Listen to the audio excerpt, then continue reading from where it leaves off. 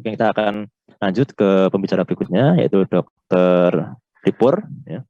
Jadi beliau sore ini akan menyampaikan strategi efektif penyelesaian sengketa medik. Ya. Jadi misalnya ada sengketa, bagaimana nanti kira-kira penyelesaiannya seperti itu. Oh ya, nanti mungkin untuk pertanyaan akan disampaikan setelah dibahas setelah Dr. Ripur selesai menyampaikan materi.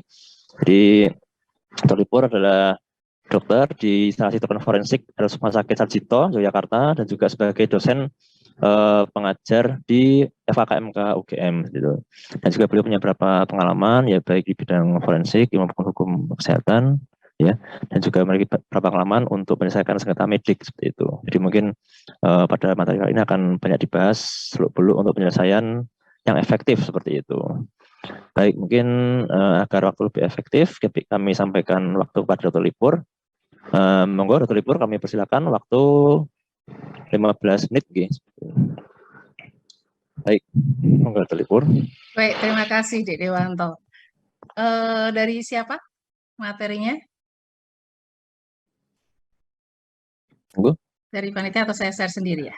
Dr. Ripur apakah bisa menyampaikan materinya, share screen-nya mungkin? Bisa kelihatan screen-nya? Ya, sudah terlihat. Sudah terlihat ya. Oke. Tapi kok nggak bisa di itu ya, Dek? Nggak bisa, udah kelihatan ya?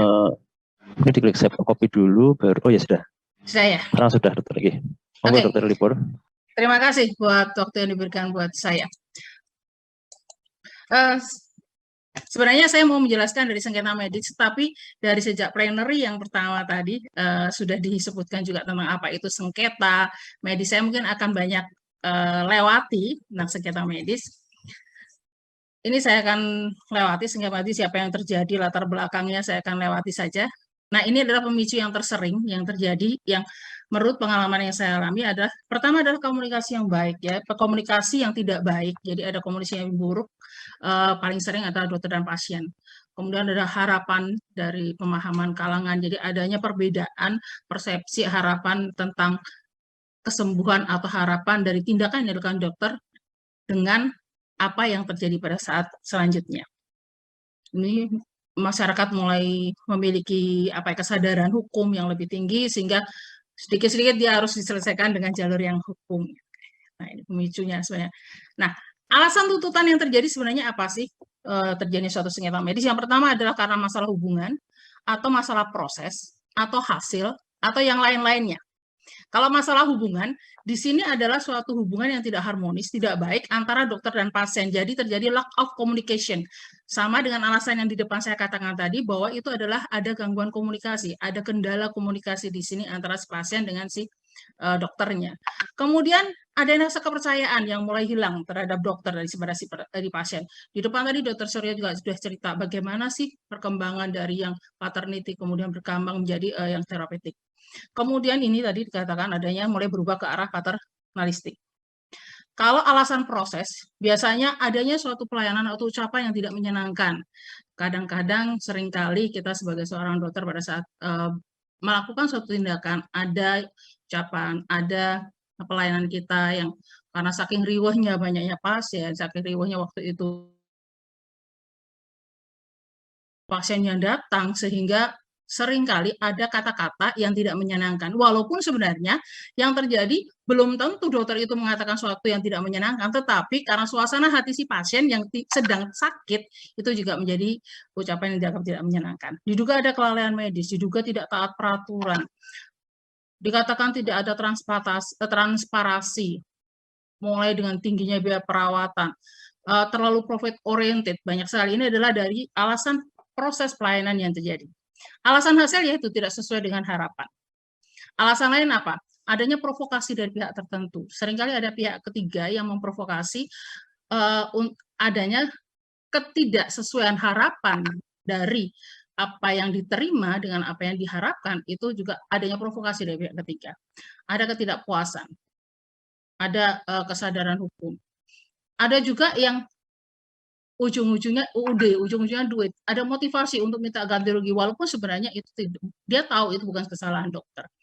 Ada juga yang penegakan undang-undang, dan ada sering peroleh informasi sebagai pembanding dari rumah sakit yang lain atau dari negara yang lain. Itu alasan-alasan yang lain. Nah, di sini sengketa itu terjadi karena ada perjanjian kontrak terapeutik secara lisan atau tertulis yang terkatub di dalam KUHP 1388 sehingga antar pasien dan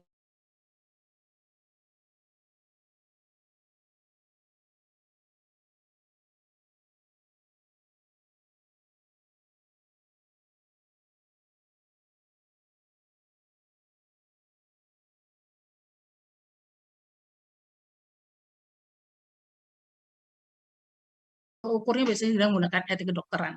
Nah, siapa yang akan meriksa? Nanti adalah organisasi dari profesi sendiri, dari ID, dari MKEK. Kemudian bisa juga dari disiplin dengan undang-undang praktek kedokteran. Nanti bisa dari KKI atau MKDKI. Hukum perdata biasanya dengan KUH perdata. Dengan pidana banyak jelaskan tadi oleh Dr. Surya, yaitu dengan pengadilan pidana. Ini kita mulai ke arah bagan tentang penyelesaian sengketa medis. Sebenarnya pada saat di suatu sengketa medis ada beberapa hal yang bisa kita lakukan. Yang sering kita lakukan pertama adalah dengan peradilan profesi. Nah, pada saat dengan peradilan profesi ada yang namanya etik dan disiplin. Etika kita akan lewat MKEK, disiplin kita lewat MKDKI. Kemudian ada dua hal yang bisa dilakukan, yaitu dengan non-litigasi atau dengan litigasi. Non-litigasi bisa diselesaikan dengan kekeluargaan, yaitu musyawarah untuk mafukat, atau dengan cara mediasi. Litigasi itu bisa kalau gugatan perdata, ada juga tuntutan pidana. Ini bisa sampai ke pengadilan umum. Nah, kalau dilihat apa saja sih yang termasuk di dalam non-litigasi, kalau sesuai dengan Undang Nomor 30 Tahun 99 tentang arbitrase dan alternatif penyelesaian sengketa, ada yang bentuknya konsultasi, di mana bentuk konsultasi ini seseorang yang disebut dengan konsultan, dia hanya akan memberikan pendapat hukumnya saja, sesuai apa yang diminta oleh kliennya. Nah, keputusan yang diambil di sini adalah keputusan para pihak. Jadi konsultan ini dia tidak akan bisa menentukan keputusan apa yang terjadi di dalam penyelesaian sengketa medis tersebut. Nah, kalau negosiasi, jadi ada 4 di dalam litigasi, ada konsultasi, negosiasi, mediasi, dan konsiliasi. Negosiasi ini dicapai dengan cara musyawarah, ada perundingan. Kemudian, keputusannya akan dituangkan dalam suatu dokumen yang akan disetujui oleh para pihak, sehingga para pihak ini akan terikat di dalam suatu keputusan tersebut. Nah, di sini negosiator ini akan bisa membantu para pihak tersebut untuk mencapai suatu musyawarah dan mencapai suatu perundingan muhakam.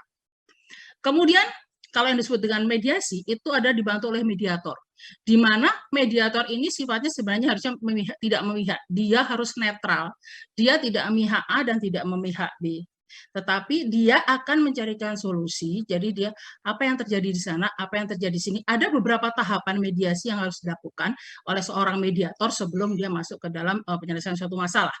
Nah, kesepakatan ini pun harus disetujui oleh para pihak. Kemudian ada juga yang namanya konsiliasi, di mana ini perundingan melibatkan pihak ketiga yang netral, kemudian kesepakatannya akan tertulis dan disetujui oleh para pihak. Nah, apa yang membedakan antara litigasi dan litigasi? Kalau litigasi biasanya biayanya cenderung mahal, karena kita harus membayar konsultan hukum yang biasanya harus kita bayar per jam, atau ada juga sih beberapa konsultan hukum yang bisa kita bayar dengan per perkara.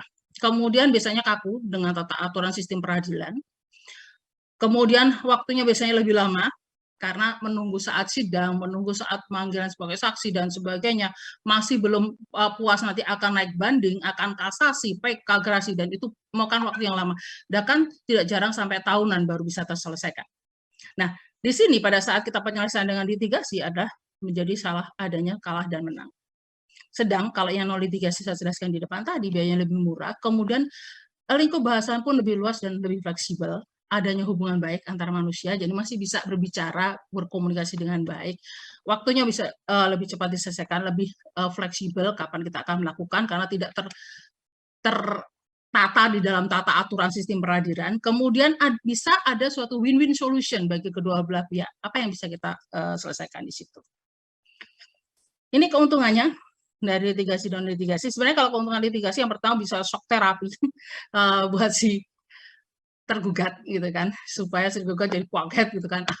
Kemudian ada beberapa avokat yang itu juga dipakai dengan cara litigasi ini kan bisa mendongkrak popularitas. Begitu banyak persoalan-persoalan yang diselesaikan oleh salah satu avokat tersebut, maka dia akan terdongkrak dengan namanya akan jadi terkenal.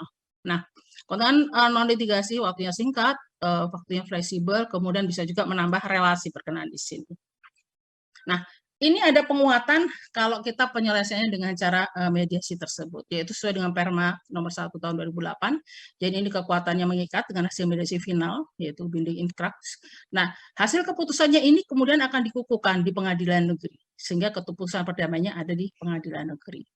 Kemudian ada juga tentang pemberdayaan lembaga perdamaian, Perma tentang mediasi di pengadilan. Jadi bisa juga mediasi dilakukan di pengadilan. Nah, ini adalah cara-cara efektif yang bisa dilakukan, yang biasanya kita lakukan adalah seperti yang tadi kalau kita ikut plenary yang pertama tadi, begitu ada suatu audit medik dulu. Jadi ada penyelesaian di dalam suatu lembaga tersebut, ada medik yang dilakukan oleh komite medis, kemudian dilakukan oleh peer group gitu kan. Sehingga kita akan bisa melihat sebenarnya permasalahan kita itu ada di posisi yang mana. Setelah kita ada di posisi itu, kita tahu, kemudian kita akan milih, kita mau pakai cara apa. Atau sekarang kita menurut dari pihak pasien akan dengan cara apa yang kita selesaikan. Kita coba dengan cara non-litigasi dulu. Jadi kita mulai dengan konsolidasi, dengan konsultasi, dengan negosiasi gitu. Bisa menyelesaikan enggak? Kalau mentok ya udah kita akan mencari seorang mediator yang akan bisa membantu kita, karena kalau mediator itu dia memang terlatih, negosiator pun sebenarnya terlatih juga untuk bisa menjembatani. Kita selesaikan secara non litigasi. Ini mungkin yang saya sampaikan, saya nggak akan nyampaikan banyak. Saya berharap sih sebenarnya di sini lebih banyak diskusi tentang trik-trik apa sih yang bisa kita lakukan sebagai seorang dokter pada saat kita menghadapi sengketa medis. Terima kasih, Dede Wanto.